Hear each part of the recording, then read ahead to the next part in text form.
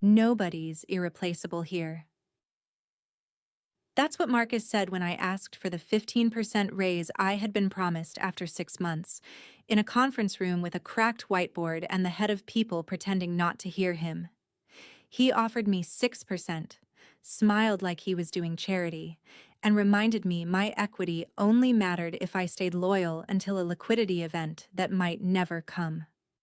4 months later, that same man was on an emergency call at 11:38 at night, asking me to come back as a contractor because the routing system I rebuilt was buckling under peak shipping traffic. By then, my rate was $275 an hour, with a minimum block, a written scope, and payment terms he couldn't handwave. Here's how the raise they denied turned into $42,700 in contractor fees, and how Marcus finally heard his own line come back across the phone. Before we go any further, thank you for being here. Drop a comment and tell me where you're watching from, because stories like this always seem to find people who have sat in the same kind of conference room. A quick note: some details have been changed for privacy and storytelling, but the work, the pressure, and the feeling of being treated like a line item are real. The night Marcus called me back, I was sitting on my kitchen floor with my laptop balanced on an upside-down laundry basket. That sounds dramatic, but it wasn't. My desk was still in boxes because I had moved 2 weeks earlier, and I hadn't felt like assembling furniture after work. My phone lit up with his name, then went dark, then lit up again. 3 missed calls in 6 minutes.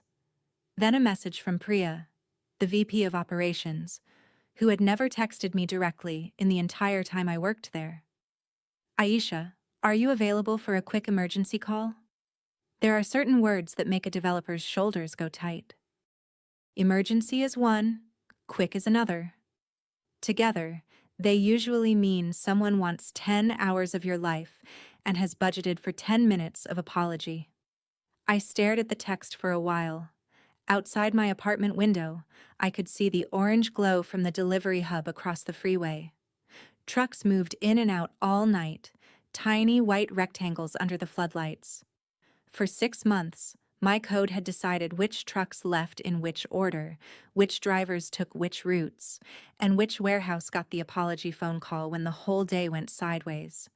It had started as a broken routing module nobody wanted to own. By the time I left, it was the piece every other team touched, and nobody else understood all the way through. That was not an accident. But to understand how Marcus ended up calling me at 11:38 at night, I have to go back to the offer letter I signed on a rainy Monday in February. The company was called Rootcraft, which sounded more polished than it was.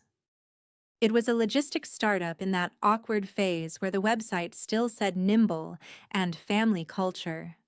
But the investors had already started asking why the burn rate looked like someone had left a faucet on. We handled routing software for mid-sized retailers, not Amazon, not giant national chains. The kind of companies with 40 trucks, 3 warehouses, and one operations director named Denise, who knew every driver by voice and still kept a paper map in her bottom drawer. I joined as a senior software developer, though the title meant less than it should have. The real title was Person Who Gets Paged When Deliveries Go Missing. I was 32, 2 years out of a nasty layoff from a company that had called itself stable right up until the Friday morning calendar invite. I had student loans, a younger sister in nursing school, and a mother who still asked whether my job had health insurance before asking whether I liked it. Routecraft's salary offer was below market. Not insultingly low, but low enough that I noticed. The recruiter, a cheerful man named Ben, admitted it before I could say anything. They know they're light, he told me. They just raised a bridge round. They're cash cautious until the Series B closes, but they move fast on comp reviews. 6 months, and if you're performing, there should be room. They're saying 15% is realistic. I asked if that could go in writing. There was a pause. Not long, just long enough. They don't like putting future comp adjustments in offer letters, Ben said, but I can get you written confirmation that there's a 6-month review tied to market adjustment. What I got was an email from the hiring manager, Elaine, who was still VP of engineering at the time. It said, "We recognize the base is below your market band.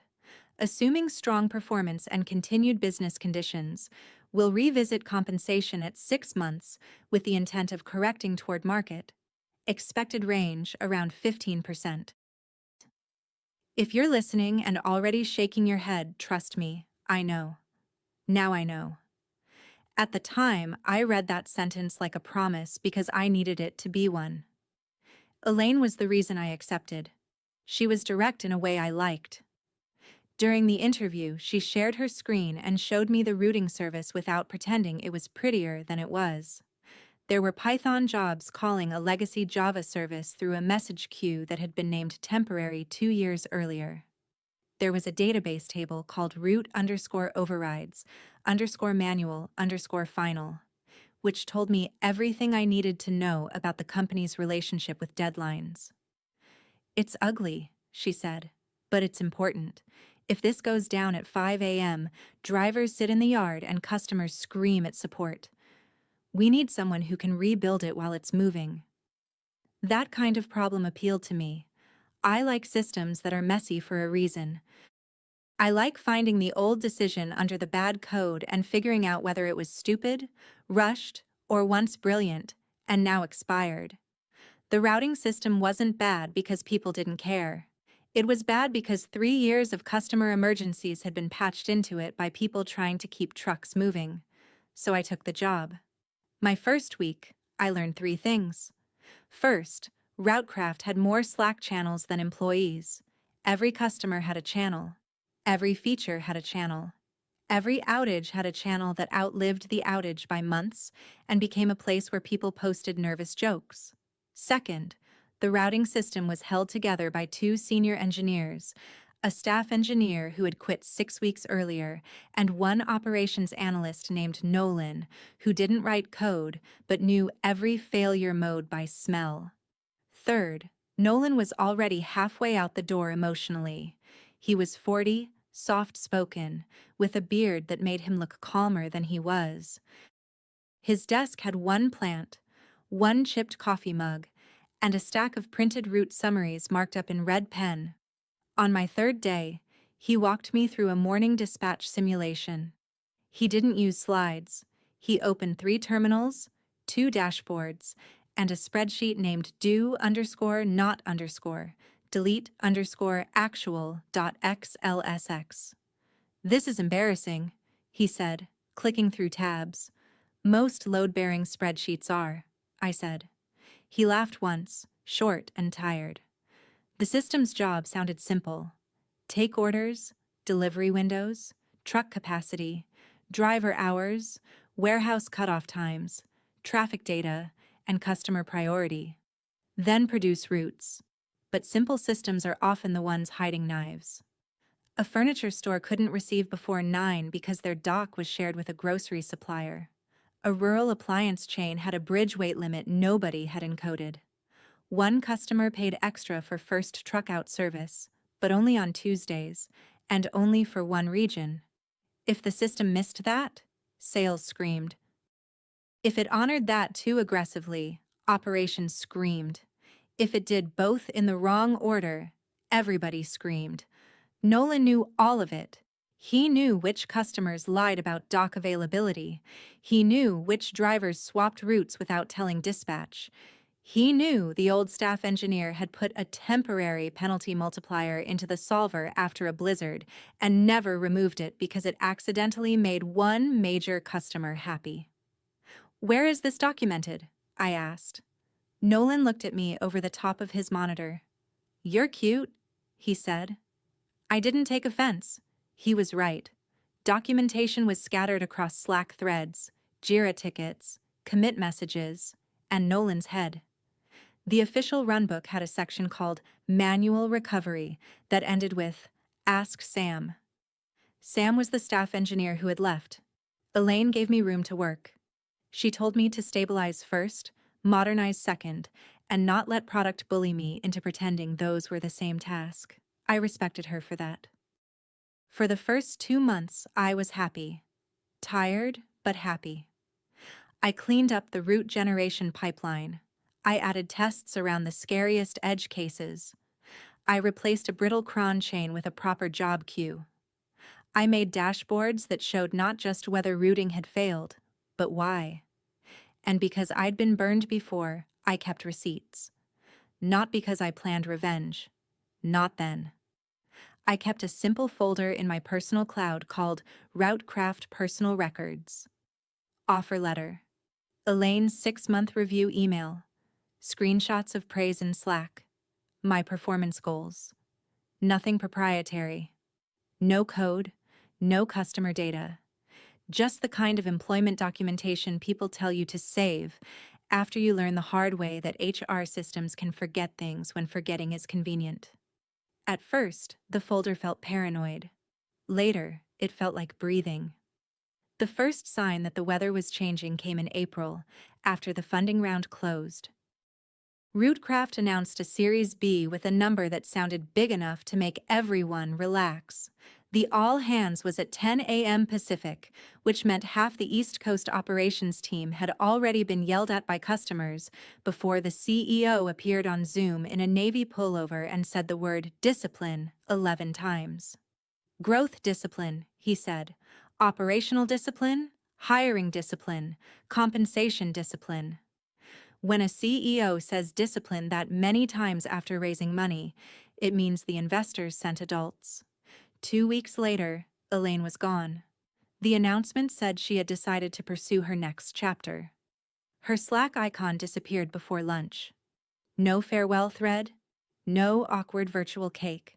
Just a calendar invite from people titled Engineering Leadership Update and a new face on the screen at 2 p.m. Marcus Vale introduced himself as Chief Technology and Product Officer, which was a title wide enough to hide several smaller titles inside it. He had that private equity polish. Good haircut, white shirt. Camera angled slightly down so you were always looking up at him, even on Zoom. I've been brought in to help Rootcraft mature, he said. This is a talented team, but talent without process is just expensive chaos. People laughed because they thought he was joking. He wasn't. Marcus came with Priya in operations and Dana in people. The three of them arrived like a weather system. They didn't ask how things worked. They asked who owned things, which is different. Ownership, in Marcus's mouth, meant blame with a name tag. In his first engineering meeting, he put a slide on the screen titled Single Points of Failure. My name was on it twice. Nolan's was on it 3 times. This is unacceptable, Marcus said. If a system requires one specific person, the system is broken. I agreed with the sentence. I still agree with the sentence. But then he clicked to the next slide, which listed knowledge extraction as a 30-day goal, with no time allocated for documentation, no backfill, and no reduction in feature deadlines. Nolan messaged me privately during the meeting. He's going to squeeze us dry. I typed back. Maybe he's just new. Nolan replied, I used to think rain was just water. That was Nolan. Dry as toast, usually right. Marcus loved phrases that sounded reasonable until you tried to live inside them. Bias toward velocity. No sacred cows. Documentation as a deliverable. The last one sounded good. I wanted documentation. I had begged for documentation. But Marcus didn't mean, let's slow down and write down the system. He meant, tell me everything in your head by Friday, while still shipping the customer priority rewrite by Monday. He scheduled a routing knowledge transfer session for 4 p.m. on a Thursday, then spent the first 20 minutes explaining to me what a dependency graph was. I let him finish. Then I shared my screen and walked through the actual dependency graph, which looked less like a neat diagram and more like a plate of spaghetti dropped from a balcony. There were input dependencies from order ingestion, customer configuration, warehouse calendars, driver availability, weather events, vehicle maintenance, and a set of manual override rules operations had created because sales kept promising things the software couldn't know. There were output dependencies into dispatch, customer notifications, invoicing, and a performance dashboard used by the board. Marcus watched with his arms folded. "Why is this so complicated?" he asked. Nolan, who was on the call but muted, turned his camera off. I saw the little black square and knew he was laughing without joy. "Because deliveries are complicated," I said. "The code reflects the business. Some of it badly, but not all of it." Marcus smiled. "That's the kind of thinking we're going to move away from. Good systems simplify the business." That was the first time I understood he thought complexity was a personal failing. By May, my workdays had a rhythm. Stand up at 9:15, customer fire by 10, code review during lunch, Marcus asking for a status update at 3, written in a tone that made every normal delay sound like moral weakness.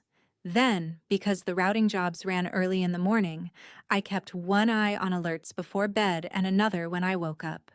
I wasn't the only one stretched thin. Nolan was doing the work of 3 analysts. May, another developer, owned billing integrations and looked like she hadn't blinked since March.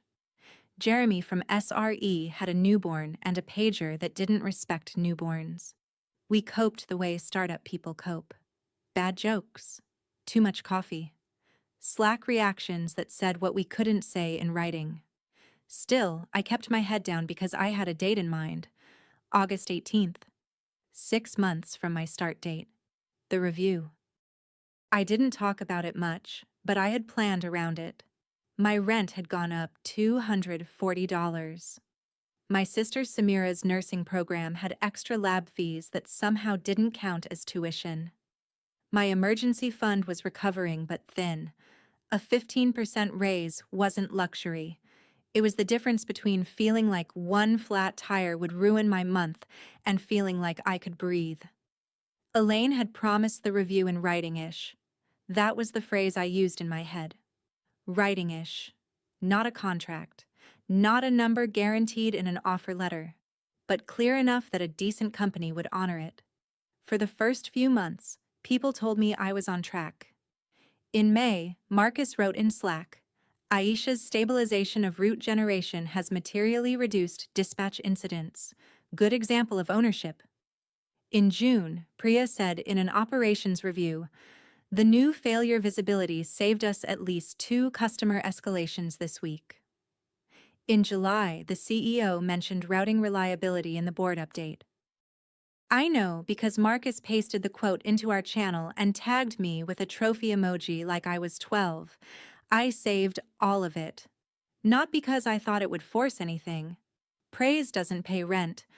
But praise creates a record, and records matter when people start pretending they don't remember. The week before my review, Ben the recruiter called me. I hadn't heard from him since I accepted. "How's Rootcraft treating you?" he asked.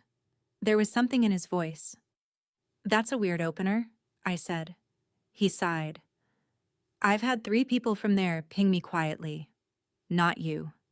Different teams, all asking what the market looks like." I leaned back in my chair. It was 7:20 in the evening. My laptop fan sounded like it was preparing for takeoff. "New management," I said. "Yeah," Ben said. "That phrase usually pays my mortgage." I told him about the 6-month review. I tried to sound casual. I failed. "Do you have the promise in writing?" he asked. "I have an email from the old VP. Intent of correcting toward market, expected range around 15%. Ben made a noise. "That's not nothing," he said, "but it's also not payroll." I know. Go into the review with your achievements written down. Don't make it emotional. Market data, outcomes, prior expectation. If they honor it, great. If they don't, call me the same day. That sounds ominous. It sounds like Tuesday. I laughed, but after we hung up, I opened my folder and stared at Elaine's email for a long time. August 18th arrived hot and ugly. The air conditioning in our apartment building had been failing all week, and I took the review call from my bedroom with a fan pointed at my knees so the microphone wouldn't catch it. Marcus was in the conference room at the office with Dana from People. Dana had the expression HR people use when they've already decided the answer and are waiting for you to perform disappointment politely. Marcus started with compliments. That's how I knew it was bad. "You've done strong work stabilizing routing," he said. "No question. The incident reduction is visible, and operations has noticed." "I appreciate that," I said. "That said, we're standardizing compensation bands across the organization. We can't run comp as a series of one-off arrangements made by prior leadership." My mouth went dry. He hadn't even let me ask. I opened my notes. When I accepted the offer, Elaine acknowledged the base was below market and said we'd revisit it 6 months with an expected range around 15%, assuming strong performance and business conditions. I believe I've met the performance side, and the funding round closed. Dana glanced down. Marcus didn't. "I can't speak to informal conversations you had with Elaine," he said. "It was an email." "Sure, but intent language isn't a binding comp commitment." There it was. Writing-ish had met lawyer-ish. I kept my voice level. "What adjustment are you offering?" Marcus smiled like we were collaborating. 6%. Effective next pay period. For a second, all I could hear was the fan moving hot air around my room. 6, I said. "Which is above our standard cycle increase," Dana added, like she had been waiting for her cue. I looked at my notes. I had written market numbers from 3 salary sources. I had written incident metrics. I had written the exact sentence from Elaine's email. Suddenly, it all looked childish, like I had brought homework to a card game.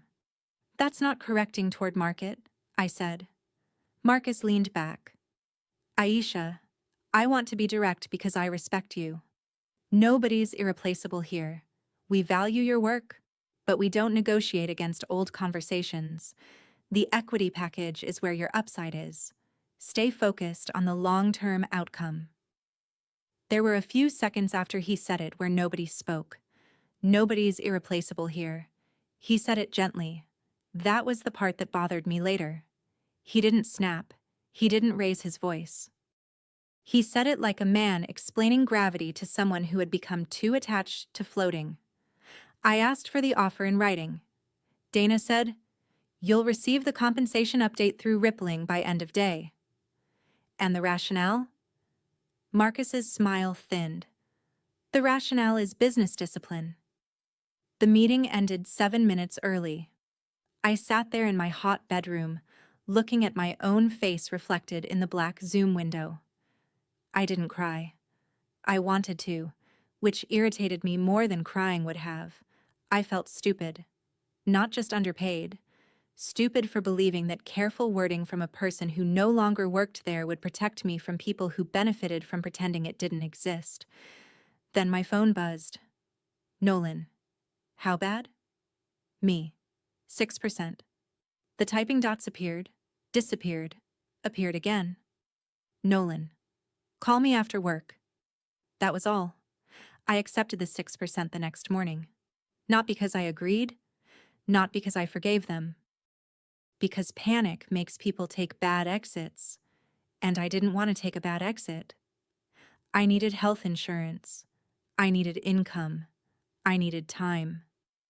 The 6% bought time, and Marcus had just told me the one thing that made the next 4 months possible. Nobody was irreplaceable. Fine. Then he wouldn't mind if I acted like it. At first, my plan was simple. Update my resume, call Ben, interview quietly, leave with 2 weeks' notice. That would have been enough. A clean exit. No revenge. Just a lesson paid for by my own embarrassment. Then Nolan got fired. It happened 3 weeks after my review, on a Wednesday that had already been bad. A routing job had failed at 5:12 a.m. because a customer uploaded malformed delivery windows after changing their warehouse software. The old system would have silently produced garbage. My new validation blocked it, which was correct, but correct didn't make operations happier when trucks were sitting. Nolan and I fixed the input, reran the routes, and got dispatch moving by 7:04. Priya posted a tense thank you. Marcus posted nothing. At 4:30, Nolan's Slack status went blank.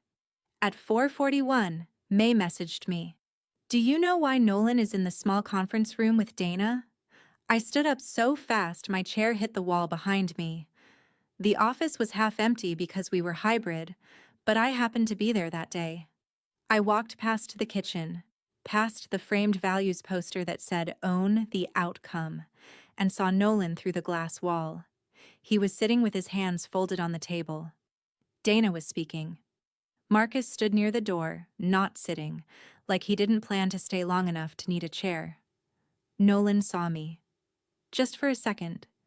He gave the smallest shake of his head. "Don't." So I kept walking.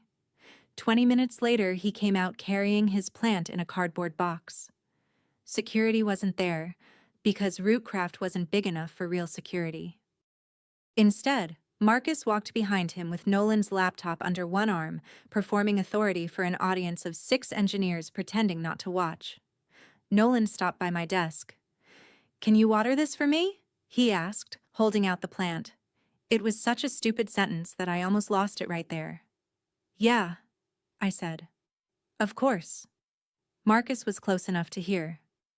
"Let's keep moving, Nolan." Nolan looked at him, then back at me. "Don't trust the carrot," he said quietly. Marcus's face changed. "Nolan," he said. Nolan gave him a tired little salute and walked out. The elevator doors closed behind him at 5:06 p.m. His equity cliff was October 1st, 25 days away. I learned that part from Nolan himself, 2 hours later in the parking lot of a diner off the highway, where the booths had torn vinyl and the coffee tasted like it had been brewed in self-defense. He texted me from a number I didn't recognize because his company phone had been wiped before he reached the lobby. "Can you meet? Don't use Slack." I should have gone home. I should have told him I was sorry and protected myself. Instead, I drove to the diner with his plant buckled into my passenger seat like a nervous child. Nolan was already there, sitting in the back booth with a folder in front of him. Not a thick folder, maybe 20 pages, enough to matter. "They said role consolidation," he told me after the waitress poured coffee. "Priya's team absorbing analytics. Clean transition. No cause. 2-week severance if I sign by Friday." "That's insane. You're the only person who knows half the customer rules." "Nobody's irreplaceable," he said. He didn't smile. I looked down at my coffee. "You're 25 days from your cliff. 25 days from the first chunk. 4 years to full vest. And the plan says the board can modify terms before a liquidity event." I had a lawyer look after they handed me the severance packet. The short version is, I was never holding a lottery ticket. I was holding a coupon for a store that can close whenever it wants. He opened the folder and slid a copy of his equity agreement toward me. Sections highlighted in yellow: change of control, repurchase rights, forfeiture, continued service requirement, liquidity event. Words that sounded like finance until you remembered they were rent in disguise. "Marcus told you to focus on the long-term upside, didn't he?" Nolan asked. I nodded. "Don't. That's the carrot. They dangle it because it costs them nothing today. Then they move the fence. Or they sell and Common gets nothing. Or they fire you 1 month before your cliff and call it restructuring." I wanted to argue, not because he was wrong, but because if he was right, then the story I had been telling myself was gone, the story where I had taken a lower salary for a fair shot, the story where equity meant patience, the story where doing hard, visible work would make me safer. Nolan saw it on my face. I'm not saying quit tomorrow, he said. That's how they win twice. I'm saying don't confuse loyalty with leverage. Build leverage, then leave when leaving hurts them more than staying hurts you. I looked at him. That sounds like revenge. No, he said. Revenge is emotional. Leverage is math. That line stayed with me. On the drive home, Nolan's plant rattled in the passenger seat every time I hit a pothole. I kept thinking about his face in the glass conference room. Not angry, not surprised, just embarrassed. That was the cruelty of it. They didn't only take his job. They made him carry his plant past people who needed him and couldn't help him. That was the night I almost took the first offer Ben could find.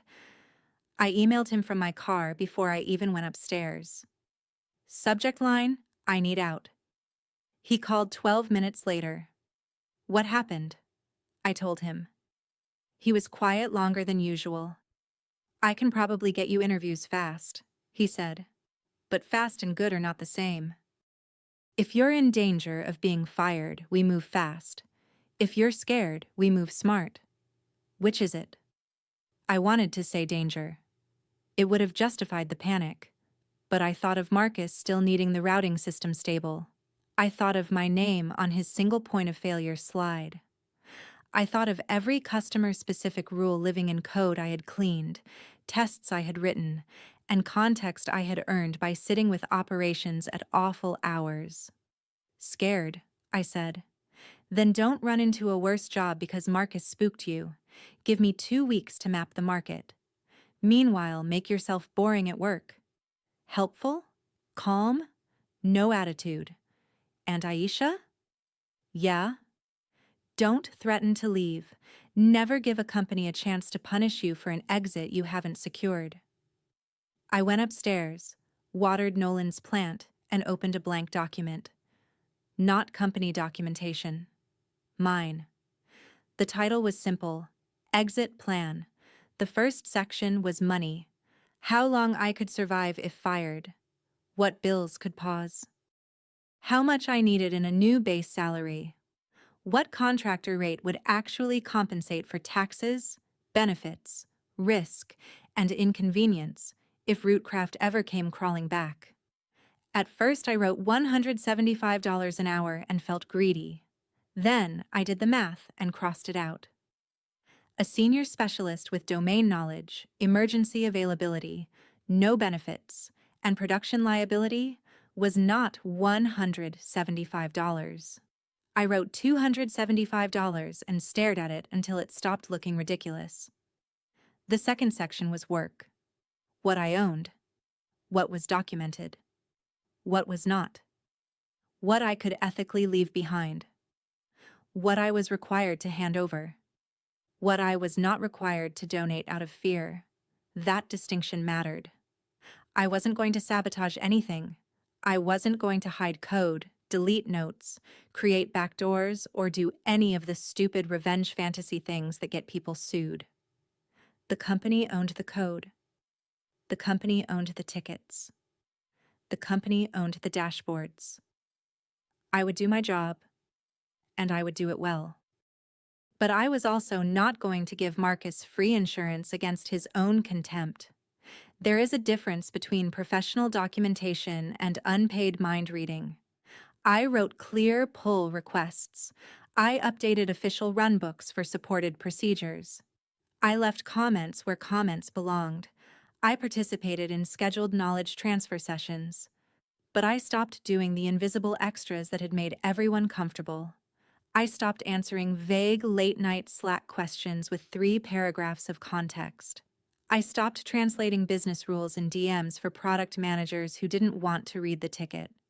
I stopped letting Marcus schedule quick downloads with no agenda and turn them into unpaid brain extraction. If he wanted knowledge transfer, he could scope it, prioritize it, and make time for it. He did not. Instead, he sent messages like, "Can you dump the routing context into Confluence by EOW?" I replied, "Happy to." Routing spans order intake, customer config, solver constraints, dispatch handoff, and operational recovery. Please confirm which area you want prioritized against current sprint commitments. He didn't answer for 2 days. Then he replied, use judgment. I used judgment. I documented the official recovery procedures and the architecture at the level any competent engineer would need. I did not write a 10-year oral history of every weird customer promise sales had ever made. That knowledge lived partly in tickets, partly in operations, and partly in my head because Rootcraft had chosen speed over structure for years. Marcus wanted it extracted like a file transfer. Reality did not care what Marcus wanted. Meanwhile, I became very useful. That sounds contradictory. It wasn't. If I was going to leave cleanly, I needed my performance record spotless. So I shipped. I modernized the solver wrapper from a brittle internal package to a maintained framework version. I added feature flags around risky customer rules. I created a shadow run mode that let us test new routing logic against yesterday's orders without affecting dispatch. I fixed the retry storm that had been waking Jeremy at 3 a.m. twice a week. Every improvement made the system better. Every improvement also made me harder to replace quickly. Not because I hid things, because understanding a living system takes time. Marcus had confused access with knowledge.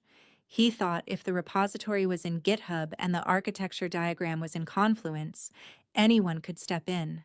That's like saying anyone can fly a plane because the manual is in the seat pocket. September became the month of quiet leverage. On September 6th, Marcus announced an engineering reorg.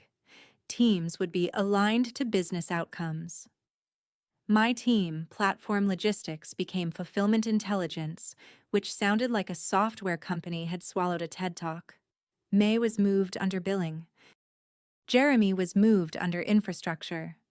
I was assigned as technical owner for routing modernization, with 2 junior engineers allocated 30% each. One of them, Chris, had been at the company 6 weeks. The other, Val, was smart and careful, but had spent her entire career in front-end work. Neither had done optimization systems. Neither had worked with logistics constraints. Both looked terrified in the kickoff. Marcus said, "This is exactly why we don't want single points of failure. Aisha, your goal is to make yourself unnecessary here." He smiled when he said it. I smiled back. "Understood," I said. What he didn't know was that I had already scheduled 3 recruiter calls for that week. Ben moved carefully. He didn't blast my resume. He picked companies where routing, optimization, or logistics domain knowledge mattered enough that I wouldn't have to explain why Rootcraft had underpaid me. One was a supply chain company with a boring name and excellent benefits. One was a mapping platform. One was a retailer building internal delivery tooling after getting tired of vendor fees. The retailer interested me most. They had real revenue, real customers, and a hiring manager named Sophia who started the first call by saying, "I'm not going to ask you to invert a binary tree. I want to talk about what happens when the route the algorithm loves is the route the driver refuses to take." I liked her immediately. Interviewing while working full-time is a special kind of exhaustion. You spend your lunch break describing your leadership philosophy, then return to Slack where someone named Kyle is asking why a warehouse in Ohio can't receive a dishwasher at 2 a.m. You change shirts between calls. You keep a note beside your keyboard with the names of companies, so you don't say the wrong one. You smile at people who might rescue you, and then go back to being polite to people who are draining you. At Routecraft, Marcus kept pushing knowledge extraction. He scheduled a 3-hour workshop called Routing Deep Dive. The invite had no agenda. I asked for one. He replied with a bullet list that included everything. I wrote back, "Everything is not a 3-hour scope. I can cover route generation lifecycle, failure recovery, or customer rule modeling. Which outcome do you want?" He forwarded my reply to Dana and accidentally left me on the thread. His message said, "This is the attitude problem I mentioned. High performers sometimes overestimate their leverage." I looked at that email for a long time. Then I saved it. Not to use immediately, just to keep. People tell on themselves when they think you're not in the room. The deep dive happened anyway. Marcus opened by saying, "Let's keep this practical. The goal is to democratize knowledge." Val had a notebook. Chris had 3 energy drinks. Priya joined from operations. Dana joined for reasons nobody understood. I walked through the route life cycle. Orders arrived through ingestion. Customer rules enriched them. Warehouse calendars constrained them. The solver created candidate routes. Post-processing applied business exceptions. Dispatch reviewed and released. Notifications went out. Each step had failure modes. Chris asked good questions. Val asked better ones. Priya corrected 2 operations assumptions Marcus had made in the first 10 minutes. When we reached customer rules, I explained that some rules were contractual and some were historical behavior disguised as configuration. Marcus interrupted. "Can you define historical behavior?" Sales promised something. Operations found a workaround. The workaround became expected. Nobody updated the contract. Priya made a face that said, "Unfortunately, yes." Marcus said, "Then why are we honoring those?" "Because if we stop suddenly, we breach expectations for customers who built staffing around them. Some are small, some are material. That's account management's problem. It becomes routing's problem at 5 a.m. He tapped his pen on the table. "This is what I mean by legacy thinking. We need systems that enforce the business we want, not the business we inherited." That sounded profound until you pictured a truck arriving at a locked dock because Marcus wanted the pass to be less inconvenient. After the meeting, Val stayed behind. "Can I ask you something?" she said. "Of course." "Is he right? Am I supposed to be able to pick this up from the docks?" She looked genuinely worried, and that softened something in me. "No," I said. "You're supposed to be able to learn it from the docks. The code, the tests, the tickets, operations and time. Docks are a map. They're not the territory." She nodded, but she didn't look relieved. "He's telling people the system is overcomplicated because engineering made it that way." "Of course he is." "Is that true?" I almost gave the professional answer, the balanced one. Instead, I gave her the useful one. Some of the code is messier than it should be. Some of that is our fault. But most of the complexity is the business. If someone tells you they can simplify it without talking to dispatch, warehouse managers, sales, and drivers, they're not simplifying. They're deleting reality. Val wrote that down. 2 days later, she sent me a thank you on Slack. I saved that too. By October, interviews were moving. The retailer had me do a system design session around delivery promise accuracy. I talked about not letting sales create promises the routing engine couldn't keep. Sophia laughed and said, "You sound like you've been hurt." "Professionally," I said. They made an offer on October 12th. Base salary 31% higher than my original Rootcraft salary. Better health insurance. Actual 401k match. Equity that still might be imaginary, but at least nobody was asking me to pretend it replaced cash. I should have accepted immediately. Instead, I sat with the offer letter open and felt sick. Leaving sounds simple from the outside. From inside, even a bad job becomes a room you know how to navigate in the dark. I knew Rootcraft's problems. I knew which alerts mattered. I knew how to calm Priya down when dispatch was on fire. I knew which customer configurations had names that lied. Starting over meant proving myself again, and some tired part of me wondered if it would be easier to stay and wait for the next review. Then Marcus sent the Q4 planning doc. Under cost optimization, there was a line item: evaluate consolidation of specialized engineering roles after routing modernization handoff. Specialized engineering roles. Plural in wording, singular in reality. My role. I thought about Nolan in the glass room, 25 days from his cliff. I thought about Marcus's accidental email. High performers sometimes overestimate their leverage. I thought about my mother asking whether the job had health insurance. I thought about Samira's lab fees. Then I emailed Sophia. I accept. I gave notice the next morning. I did it clean. No drama. No speech. I scheduled a call with Marcus and Dana at 10:30 a.m. because if I sent the email first, he would turn it into a meeting anyway. I wore a plain blue sweater. I had my resignation letter in a PDF. My hands were steady, which surprised me. Marcus joined 3 minutes late. "What's up?" he said. Dana was already there, expression neutral.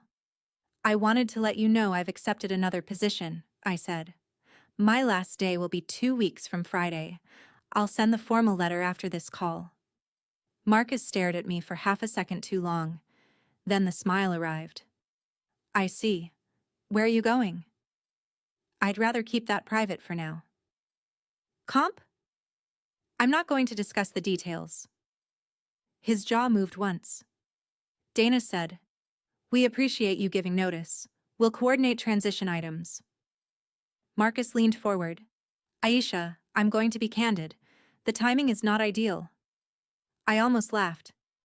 Not ideal was what people said when they meant inconvenient for me and morally neutral for them. "I understand," I said. "I'll do everything reasonable to support transition during my notice period." "Everything reasonable," he repeated. "Yes." "Does this have to do with your compensation review?" There it was. The door opening. The invitation to argue, to explain, to make him feel central. I didn't take it. "I've accepted a role that's a better fit for my goals," I said. Marcus looked at Dana, then back at me. "You know, we were planning to revisit comp in the next cycle." That was the first time I saw the mask slip. Not much, just a flicker, but enough. I said, "I wish you and the team the best." The call ended in 9 minutes. My resignation email went out at 10:44. At 10:52, Marcus replied with a transition plan. It had 12 bullet points, 5 of which would have taken a month each. Full routing architecture documentation. Train Chris and Val to independent ownership. Complete Q4 modernization milestones. Create customer-specific rule inventory. De-risk peak season. My last day was 10 business days away. I replied with a transition plan of my own. I listed what I could complete. 2 knowledge transfer sessions. Updated runbook for production recovery. Current architecture diagram. Open risk register. Handoff notes for in-flight tickets. I also listed what could not be completed in 2 weeks without deprioritizing current production support. Customer rule inventory. Full independent ownership by new engineers. Major modernization milestones. I copied Dana. Marcus called me 5 minutes later. I let it go to voicemail. Then I replied in writing. "Happy to discuss on a scheduled transition call. Please include Dana so we can align scope." He did not like that. The next 2 weeks were the strangest professional days of my life. Everyone knew. Nobody said much in public. May sent me a private message that said, "Proud of you." Jeremy sent a gif of someone walking away from an explosion, which I did not save because I am not stupid. Val asked if we could have extra sessions because she didn't want to be left holding something she didn't understand. I said yes to Val. That mattered. My issue was not with her or Chris or the operations people who would be stuck after I left. I gave them honest handoff. I walked through the recovery flow. I showed them the dashboards. I explained how to read solver failures. I made sure they knew which alerts were urgent and which ones were just the system being dramatic. I told them where to find the customer rule tests. I told them who in operations actually knew the truth when tickets contradicted reality. What I did not do was compress 3 years of institutional context into a heroic farewell miracle so Marcus could pretend his reorg worked. On my second to last day, he tried one more time. He appeared beside my desk at 4:15, holding a coffee he had not offered to bring me. "Got a minute?" It wasn't really a question. I followed him into the small conference room, the same one where Nolan had been fired. I noticed that immediately. I think Marcus noticed me noticing. He closed the door. "I want to clear the air," he said. "Okay. I get the sense there's been some frustration. I don't want you leaving with a bad taste." The room still had a faint marker smell. Someone had drawn a sad little cloud on the whiteboard and not erased it completely. Marcus sat. "I didn't," he said. "You did strong work here. I hope you know that." "Thank you. But I also hope, wherever you're going, you understand that making yourself indispensable isn't a career strategy. Leaders document. Leaders scale themselves." I looked at him. "Is there a transition item you'd like to discuss?" His smile tightened. "I'm giving you feedback." "I understand. Is there a transition item?" For a second, his eyes went flat. "No," he said. "That's all." I left the room with my pulse in my throat and my face calm. At my desk, I wrote down the conversation in my personal notes. Date, time, room, summary. Not because I planned to use it, because I had learned that when people rewrite the past, contemporaneous notes are a gift to your future self. My last day was quiet, remote, by choice. I turned in my laptop at noon to a courier service. I sent a farewell message that thanked the engineering and operations teams. I did not mention leadership. I did not mention the raise. I did not mention Nolan. People reacted with hearts and little salute emojis. Marcus did not react. At 5:02 p.m., my access shut off. At 5:07, I poured a glass of cheap sparkling wine into a coffee mug because my actual glasses were still packed. At 5:13, Nolan texted me. "Free?" Me. "Free." Nolan. "Good. Now don't answer them for free." I laughed out loud in my empty apartment. For the first 2 weeks at my new job, I did not think about Rootcraft as much as I expected. That was partly because Sophia's team onboarded like adults. They had documentation that admitted what it didn't know. They had a buddy system. They had meetings with agendas. On my third day, Sophia said, "If anything here seems unnecessarily weird, ask before assuming it has to be that way. Sometimes it's weird for a reason. Sometimes it's weird because Brian did it in 2019 and left." I nearly cried. The work was still hard. Logistics is logistics. Customers still wanted physics to be more flexible than it is. But hard work under sane management feels different in your body. I slept better. My shoulders stopped living near my ears. Samira came over one Sunday, helped me assemble the desk, and said I looked less gray. Routecraft did not collapse immediately. That's important. Revenge stories sometimes make it sound like the villain suffers the second the hero leaves.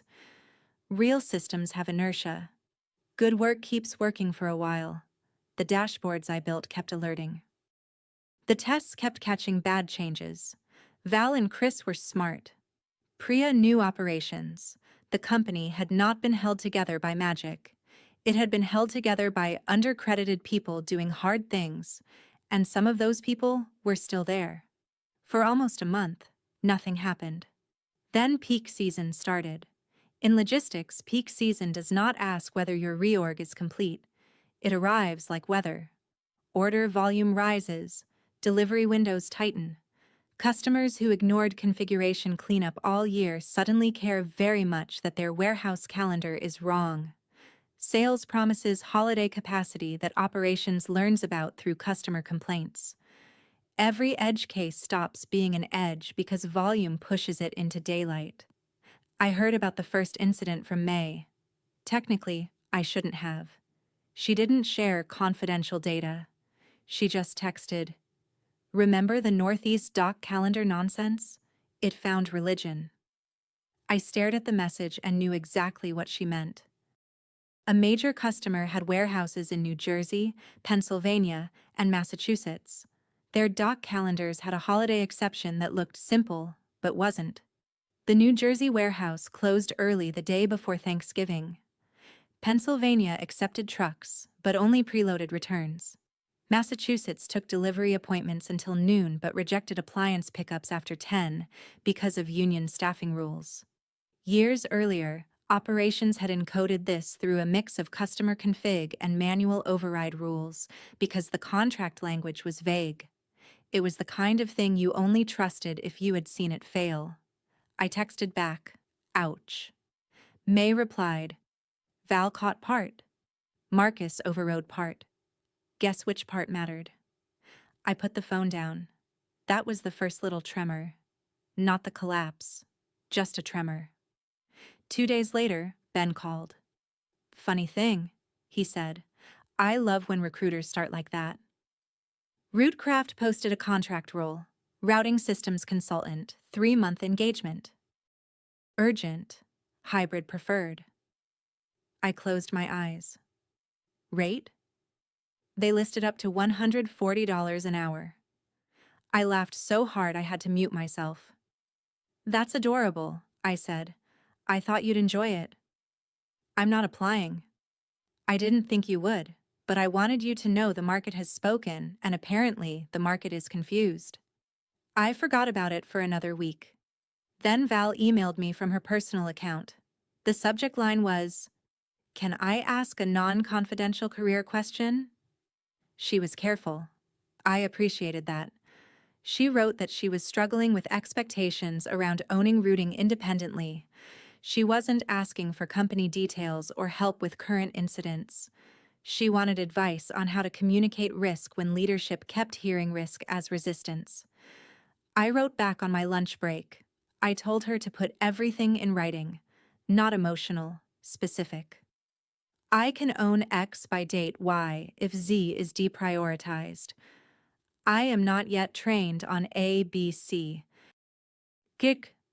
This incident risk is tied to unknown customer rules, not engineer effort." I told her not to say, "I don't feel supported." I told her to say, "Current staffing and documentation do not support the requested timeline." Feelings can be dismissed. Constraints have to be answered. She replied with one line, "I wish someone had told me this earlier. I wished someone had told me earlier, too." The second tremor came the Monday after Thanksgiving. At 6:03 a.m., while I was making coffee, my old phone number got a call from a number I recognized as Rootcraft's office line. I watched it ring. I did not answer. At 6:05, another call. At 6:08, a text from Priya. "Aisha, I know you're no longer with us. We have a routing issue affecting multiple customers. Would you be open to a paid consult today?" That message was the first smart thing anyone at Rootcraft leadership had done in weeks. It said paid. It said consult. It did not say quick question. I did not reply immediately. I made coffee. I fed myself toast I didn't want. I opened my laptop and started my actual job. At 8:30, during a break, I forwarded the message to Ben with no comment. He replied, "Now we have a conversation, not before." At lunch, I wrote back to Priya. "Hi Priya, I may be able to support outside my current working hours under a formal consulting agreement. Please have the appropriate contact send scope, urgency, expected access needs, and billing terms. I can't provide unpaid or informal production assistance." I read it 3 times before sending. It felt cold. It also felt clean. Priya replied 6 minutes later. "Understood." Looping Marcus and Dana. And there it was. The door, I knew, would open eventually. Marcus emailed at 1:14 p.m. "Aisha, hope you're well. We have a time-sensitive routing stability issue and would appreciate your help. Can you jump on a 30-minute call today to assess? We can discuss paperwork after." I almost admired the consistency. I replied, "Hi, Marcus. I can't join a production support call before a consulting agreement is in place. Please send scope and terms for review." He replied, "This is blocking live customer operations. We need to triage first." I replied, "I understand the urgency. My availability is contingent on a signed agreement." Then I closed email and went back to work. If that sounds easy, it wasn't. My old instincts screamed at me. Somewhere, dispatch people were probably staring at bad routes. Drivers were probably waiting. Val and Chris were probably drowning. I cared about those people. Marcus knew that. Companies like Rootcraft survive by aiming emergencies at the part of you that still cares after they have stopped earning it. At 3:42, Dana sent a draft consulting agreement. It was insulting. $125 an hour. No minimum. Net 60 payment terms. Broad intellectual property assignment covering anything related to routing, logistics, optimization, or operational tooling created during or around the engagement. Indemnity language that would have made me responsible if their production system caused losses based on my advice. No clear scope, no access boundaries, no after-hours premium, no termination terms except theirs. I forwarded it to Ben and wrote, "Please tell me I'm not overreacting." He called me. "You're underreacting," he said. "Do not sign this. This is an employment agreement wearing a fake mustache." That's a legal term? It is when I'm annoyed. He referred me to a lawyer he trusted for contractor agreements. Her name was Lena Ortiz, and she reviewed the document that evening. It cost me $450, which I paid out of the savings I had been trying to rebuild. Worth every dollar. Lena's advice was direct. You can consult if you want, but you need a scope. You need a rate that reflects emergency specialized work. You need payment terms shorter than 60 days. You need a minimum block. You need no indemnity for their business losses. You need IP limited to work product created under the agreement, not every thought you've ever had about routing. And you need them to acknowledge you're not on call outside agreed windows. What rate would you put? I asked. What number makes you willing to deal with them? $275 an hour, 4-hour minimum. Then put that. Is that too high? She laughed. Lawyers have different laughs from recruiters. Ben laughed like a man watching a market inefficiency. Lena laughed like someone who had read too many bad contracts and wanted one person to stop apologizing. They are asking for emergency help from the person who built the system, she said. If they had planned properly, they wouldn't need you. Failure to plan is not a coupon. That became my new favorite sentence. The next morning, I sent my terms. $275 per hour, 4-hour minimum per engagement day. Work outside 8 a.m. to 6 p.m. billed at 1.5 times unless pre-scheduled. Net 7 payment. Scope limited to routing production triage, advisory support, and documented recommendations. No code changes without separate written approval. No indemnity for business losses. No unpaid calls. No access before signature. Either party could terminate with written notice, but minimums for scheduled work remained billable. I expected Marcus to explode. He didn't reply for 2 hours. Then he wrote, "This is significantly above market." I wrote back, "I understand if it doesn't fit your budget. Best of luck resolving the issue." That was the whole email. No defense, no justification, no paragraph about my expertise, no reminder that he had denied my raise, no gloating. Just a door, open or closed. He did not walk through it that day. Routecraft hired someone else. I know because Ben sent me the LinkedIn profile after the consultant updated it. He was a smart guy. Good background in optimization. No logistics delivery experience that I could see, but good math. They probably paid him less than I asked, and Marcus probably felt victorious for about 48 hours. Then the third tremor hit. This one I heard about from Priya directly, because by then she had stopped pretending it was just a routine issue. On December 8th, at 5:17 a.m., Rootcraft's routing system generated technically valid routes that violated driver hour constraints for 2 regional customers. Not illegal in the sense that the software forced drivers to break the law because dispatch caught some of it, but bad enough that routes had to be manually rebuilt, deliveries missed windows, customer support got hammered, and one customer threatened to pause expansion. The cause was not one bug. It never is. A framework update had changed how a time zone library handled ambiguous daylight saving offsets. A customer configuration imported old warehouse hours without a validation flag.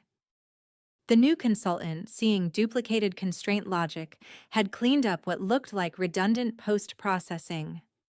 Val had flagged the change as risky, but Marcus pushed it through because peak season needed velocity. The tests caught some scenarios, but not the exact combination because the scenario depended on a customer-specific rule Nolan had known and I had only partially formalized before I left. Again, nobody had sabotaged anything. Nobody had done one cartoonishly stupid thing. The failure came from accumulated arrogance. Marcus believed complexity could be declared excessive and then removed. The system answered in the language systems use, consequences. At 11:38 that night, Marcus called me 3 times. This is where the hook started. I did not answer the first call. I did not answer the second. On the third, I texted, "Please email." He emailed. Subject: Urgent contractor support Aisha. We need your help. Routing is unstable across multiple customer accounts. We've exhausted internal options and need someone with historical context. We are prepared to revisit your proposed terms. Can you join a call tonight? There was no "hope you're well this time." I read it twice. Then I forwarded it to Lena with, "Are we ready if they sign?" She replied, "Use the revised agreement I sent. Do not start on email alone." I sent Marcus the agreement. Same terms. Slightly tighter language from Lena. I also included an availability window. 7 a.m. to 9 a.m. and 6 p.m. to 10 p.m. weekdays. Subject to my current employer's obligations, with emergency late-night support only if scheduled and billed at the premium rate. Marcus replied, "We need immediate help tonight." I replied, "I'm available for a 1-hour intake tonight after signature and payment of the first 4-hour minimum." He replied, "Payment can't be processed that quickly." I replied, "Then I can begin once payment is processed." There was a gap, 12 minutes. I know because I watched the clock while pretending not to watch the clock. Then Priya called. I let it ring once, then answered because Priya had earned more grace than Marcus. "Aisha," she said. Her voice sounded wrecked. "I'm sorry, I know this is awkward." "It's not awkward," I said. "It's contractual." She gave a tired laugh. "That's fair." I heard voices behind her. A room. Not a quiet office. They were in war room mode. "We're stuck," she said. "Val and Chris are doing their best. The consultant doesn't know the customer history. Marcus is pushing, but we're losing time. I need to ask plainly, are your terms final?" "Yes." "Net 7, 4-hour minimum, premium after hours, no indemnity." "Yes." She exhaled. "Okay." In the background, I heard Marcus say, "Put her on speaker." Priya said quieter, "I'm going to put you on speaker." The room noise changed. I could picture it. Conference room, half-empty coffee cups, someone's laptop fan whining. The smell of takeout nobody wanted. Marcus standing because he always stood when he wanted the room to feel smaller. "Aisha," he said, "this is Marcus." As if I might have forgotten. "Hi, Marcus. We're aligned on getting paperwork done, but I need you to be pragmatic. Customers are impacted. We can true up commercial terms tomorrow. Tonight we need 30 minutes of your time to point us in the right direction. There it was. The old trick in emergency clothing. Just 30 minutes. Just point us. Just be pragmatic. The soft version of asking someone to care more about your consequences than you cared about their agreement. My heartbeat was loud in my ears, not because I was afraid of him anymore, because a part of me still wanted to be the person who saved the day and got thanked for it. That person had been useful. That person had been underpaid. I said, I can't provide unpaid production advice. If Rootcraft wants my help, the signed agreement and initial payment need to be completed first. Marcus made a small sound, maybe a laugh. Maybe not. Aisha, come on. Nobody is trying to take advantage of you here. I looked at my laptop screen. Lena's contract was open. So was the email where he had said my 15% raise wasn't binding. So was the accidental message about attitude and leverage. I didn't need them open. I knew what they said. But seeing them kept my voice steady. I'm not suggesting anyone is, I said. I'm stating my terms. Silence. Then Marcus said, You understand this puts us in a difficult position. I almost said yes. That's leverage. I didn't. I understand it's urgent, I said. Priya cut in before he could answer. We'll get the signature routed. Dana is working on payment. Can you hold the 12:30 to 1:30 window if we complete it? It was nearly midnight. At the after-hours rate, I said. Another silence. Then Priya said, Understood. Hey. The agreement arrived signed at 12:11 a.m. Payment confirmation for the 4-hour minimum hit at 12:24. 4 hours at $275, with the late-night premium for the scheduled intake hour calculated separately. The amount was more than the monthly difference between the 6% raise and the 15% they had denied. I joined the call at 12:30 exactly, not 12:29. Exactly 12:30. The Zoom room had 9 people in it. Priya, Marcus, Dana, for some reason. Val and Chris looking exhausted. The outside consultant, whose name was Eric. Jeremy from SRE, with a hoodie pulled over his head. 2 customer success people I recognized, but had never worked with closely. Nobody made small talk.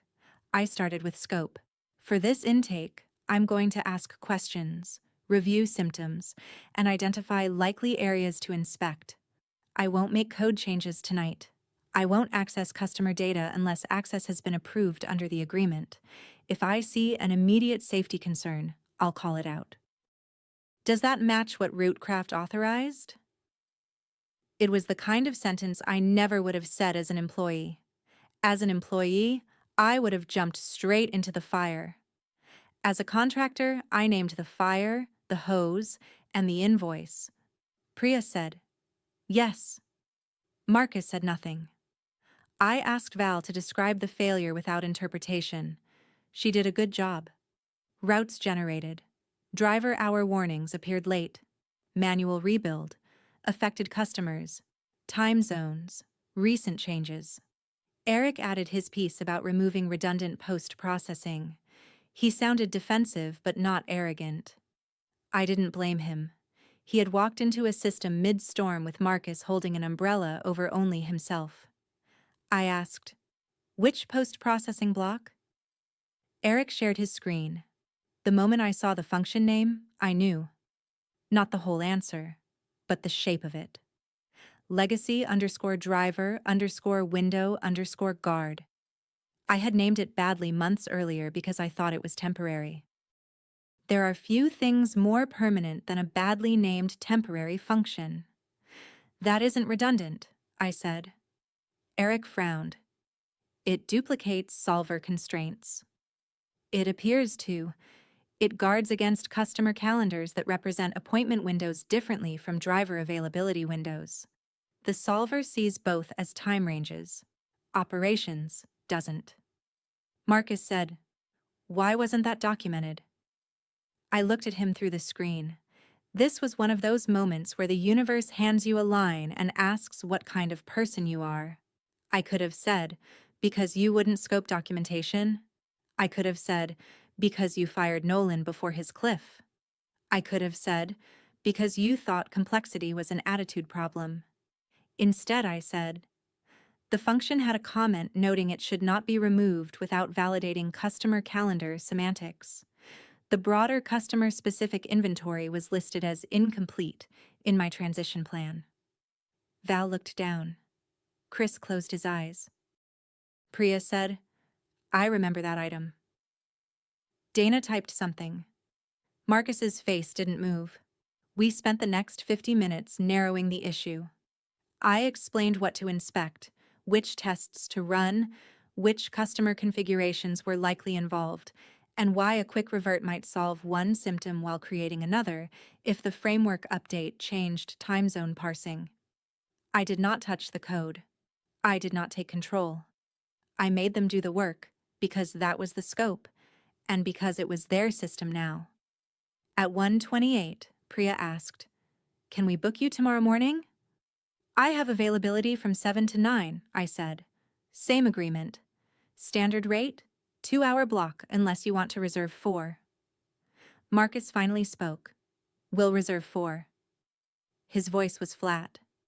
That was the first time I heard the cost land.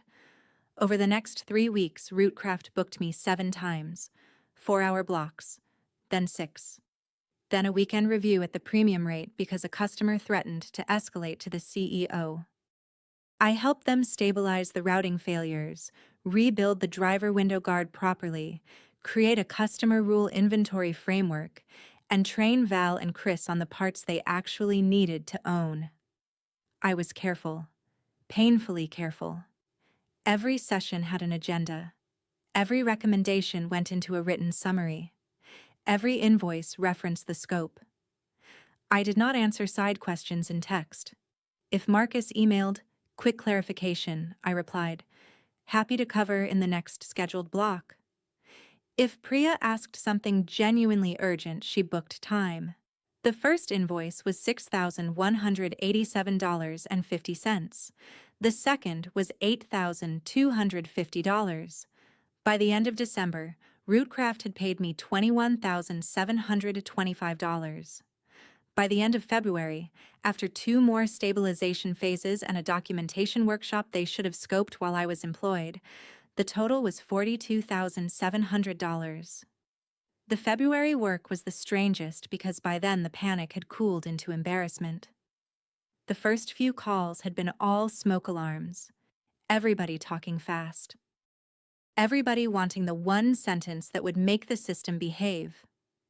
February was quieter. That made it more revealing. The company wanted me to lead a workshop on routing ownership. That was the phrase in the purchase order. Routing ownership. I read it 3 times because 6 months earlier, Marcus had used ownership like a hammer. Now they were paying me to define it. I made them write the goal before I accepted the session. Not the vibe. The goal. Priya sent the first draft, and it said, Transfer knowledge from Aisha to internal team. I sent it back. I wrote, Knowledge cannot be transferred in a 2-hour workshop. We can identify ownership boundaries, decision records, unknowns, and a training plan. Please confirm which of those outcomes you want. Priya replied, All 4. Marcus replied 2 minutes later. This feels unnecessarily narrow. I did not answer him directly. I answered the thread. Narrow scope is what makes the deliverable usable. A broad session produces notes nobody trusts. A scoped session produces next actions. Rachel, the CFO, replied with 1 word. Agreed. That 1 word did more than any argument I could have made. The workshop happened on a Thursday evening. I remember because I had made pasta before the call and left the pot soaking in the sink. On the Rootcraft side, Val had prepared a list of questions. Chris had a diagram. Priya had invited 2 dispatch leads, which was the first smart structural decision I had seen from them in months. Marcus joined 5 minutes late and said, "Sorry," back to back. Nobody responded. I started by drawing 4 boxes: code ownership, business rule ownership, incident ownership, customer promise ownership. Routing fails, I said, when these 4 are treated like one box. They're not one box. Engineering owns code behavior. Operations owns dispatch reality. Account teams own customer commitments. Leadership owns the decision when those things conflict. If leadership refuses to own conflict, the conflict hides in code and wakes someone up at 5 a.m. One of the dispatch leads, a woman named Tasha, unmuted. "Can you say that again?" I said it again, slower. She wrote it down. Marcus said, "I don't disagree, but we need to avoid overprocess." That was his new phrase, overprocess. It had replaced legacy thinking for a few weeks. Tasha looked straight into her camera and said, "With respect, underprocess is why my team rebuilt routes manually on Black Friday." I liked Tasha immediately. The room shifted after that. Not because I convinced anyone, because someone still inside the company said the thing out loud. Val started walking through specific unknowns. Chris admitted he did not know which customer rules were contractual versus habit. Priya named 3 accounts where sales commitments needed legal review.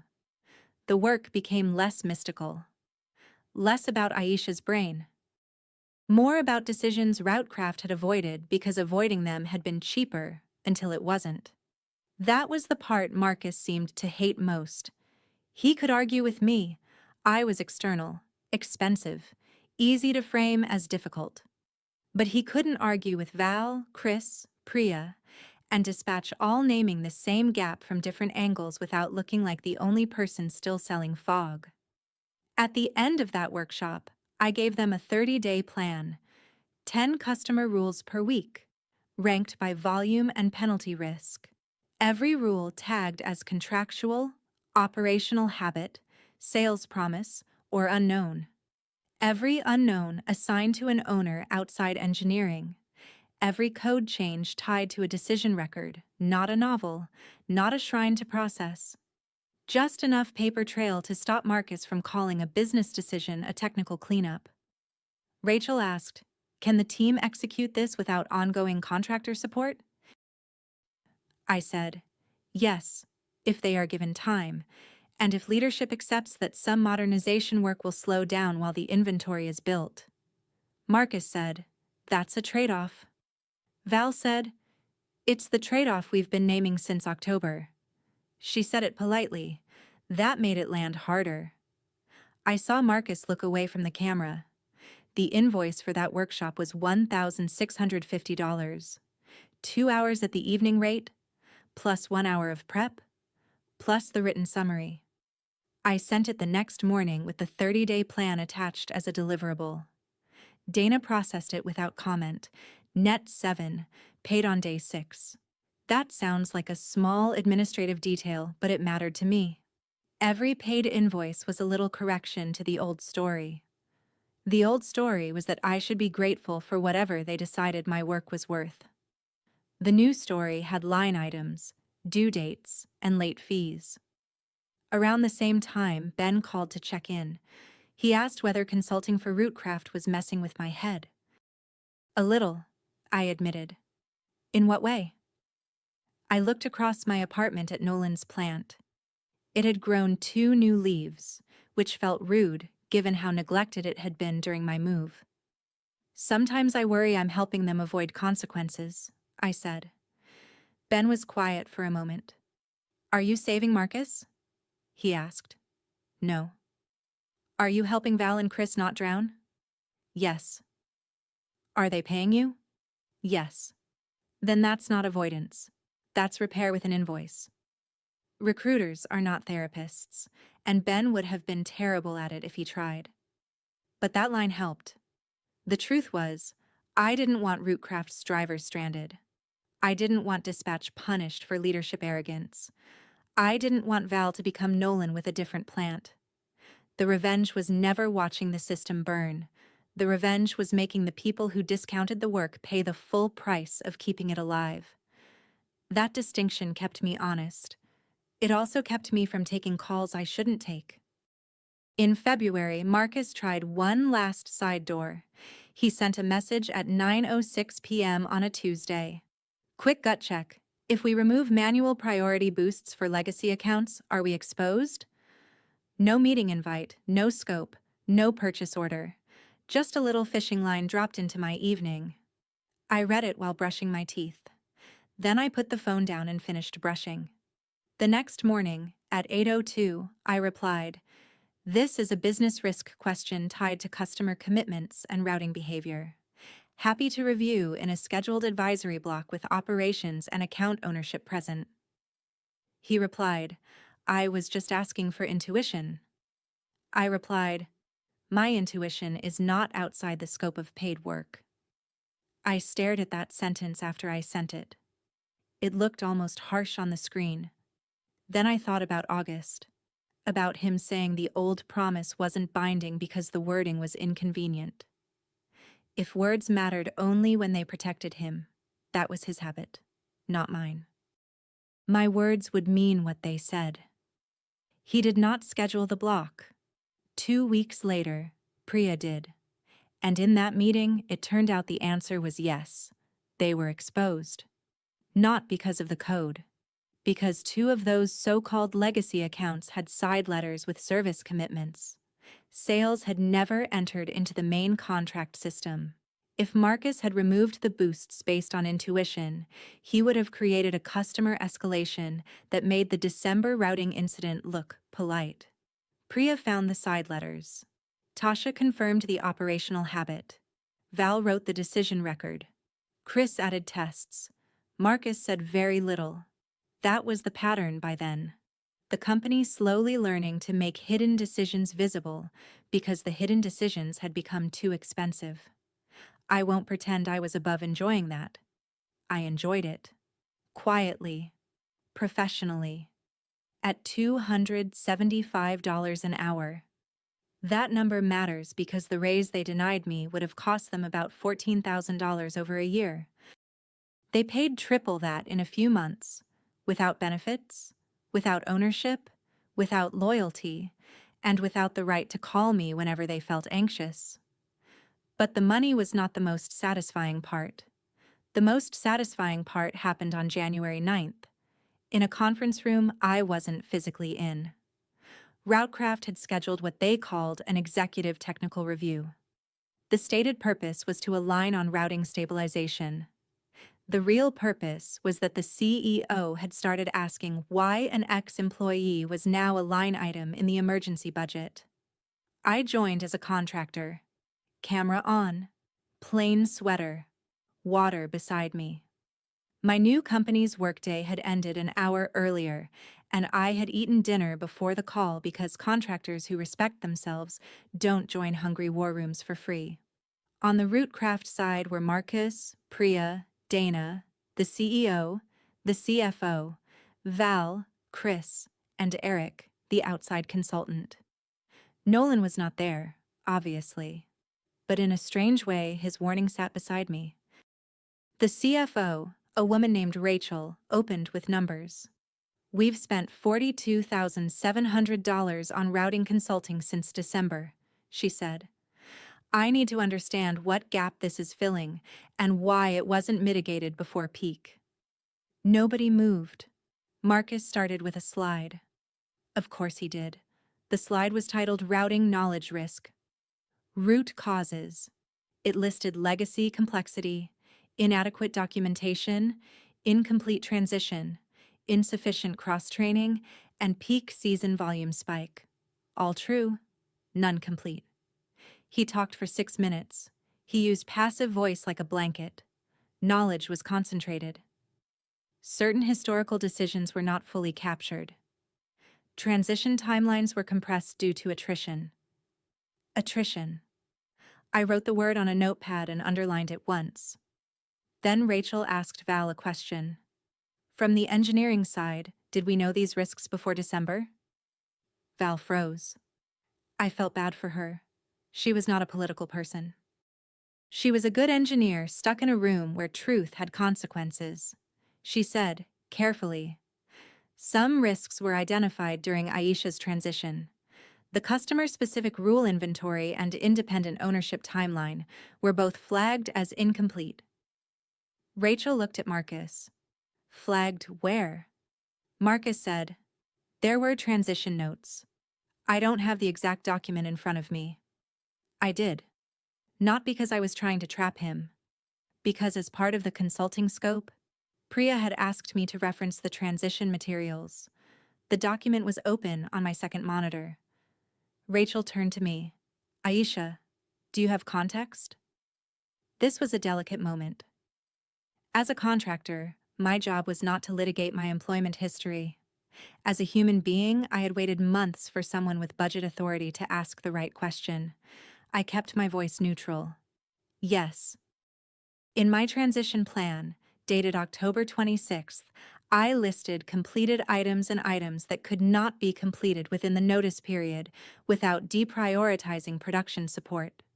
The customer-specific rule inventory, full independent ownership by new engineers, and major modernization milestones were listed as out of scope for the 2-week transition. Rachel said, "Can you share that section?" I looked at Priya because Priya owned the current engagement. Priya nodded. I shared my screen. There it was. My email. My bullet points. My calm little list from the week Marcus had tried to make 10 business days into a miracle. I zoomed in so nobody had to squint. The room went quiet. Not dramatic quiet. Corporate quiet. The kind where everyone is reading faster than they want anyone to know. Rachel said, "Marcus, was this escalated?" Marcus leaned back. We discussed transition risk and leadership. At the time, the assessment was that the team could absorb with support. Priya's face changed. Just a flicker. Rachel saw it. Priya? Priya took a breath. Operations expressed concern about peak season readiness after Nolan's departure and Aisha's resignation. We were told engineering had a knowledge transfer plan. There it was. Nolan's name. Finally in the room. Rachel looked down at her notes. Nolan was the operations analyst whose role was consolidated in September? Dana said, yes. 1 month before his equity cliff? Nobody answered right away. Dana said, I don't have his equity schedule in front of me. Rachel looked at her. Please get it. Marcus said, I don't think Nolan's separation is relevant to the current technical issue. That was a mistake. Not because Rachel cared about Nolan personally. Maybe she did. Maybe she didn't. But CFOs care when a leadership decision saves 1 salary and creates 6 figures of operational risk. They care when severance timing looks like governance exposure. They care when managers use clean words for messy actions. Rachel said, I'm determining relevance. Marcus went still. The CEO, who had been quiet, asked me, Aisha, from your perspective, what would reduce our dependency on contractor support going forward? That question could have been a trap. I answered like it was an invoice. 3 things. First, allocate dedicated engineering time for customer rule inventory instead of treating it as side documentation. Second, pair Val and Chris with operations for live dispatch reviews so they understand business semantics, not just code paths. Third, stop making routing architecture changes during peak without risk review from operations and engineering together. The CEO nodded. Marcus said, those are reasonable, though I want to be careful we don't create a culture where historical complexity blocks modernization. I could have let that pass. But the whole story had been building to that sentence, even if I didn't know it. Rachel asked, can you clarify what you mean by historical complexity? Marcus said, some systems become fragile because too much knowledge sits with one person. We've been trying to address that. Nobody should be irreplaceable. He said it almost automatically. Nobody should be irreplaceable. There are moments in life when time doesn't slow down exactly. It sharpens. The little things become clear. The reflection of the zoom grid in the dark part of my monitor. The small dent in my water bottle. Val looking at me and then away. Priya pressing her lips together. Marcus not realizing what he had just handed me. I waited half a second. Then I said evenly, I agree that no system should depend on one person. That's why I requested scope transition work, documented the gaps, and recommended dedicated inventory before peak. But when I raised compensation alignment at 6 months, the response I got was, nobody's irreplaceable here. So I made my exit plan based on that assumption. Nobody spoke. I didn't smile. I didn't lean in. I didn't say it loudly. I just let the words sit where Marcus had left them months earlier. On my screen, his face changed in stages. First irritation, the quick flash, like he thought I had broken a rule by quoting him. Then calculation, as he tried to remember who else had been in the compensation meeting. Dana had. Dana was looking at the table. Then recognition, because he knew there was no way to deny it without making Dana choose between lying and silence. Finally, something smaller. Not remorse. I won't give him that much credit. It was the look of a man realizing the line he used to reduce someone's leverage had become a line item in his budget. Rachel looked at Dana. Dana said nothing. The CEO looked at Marcus. Marcus cleared his throat. I don't recall the exact wording of a private compensation conversation, he said. That was also a mistake. I clicked to the next item in my notes. Not a recording. I didn't have one. I didn't need one. I had the compensation update, Elaine's email, my follow-up notes, and the actual business outcome. The point was not to win a court case. The point was to make the room understand cause and effect. I understand, I said. I'm not raising it as a personal issue. I'm explaining the sequence.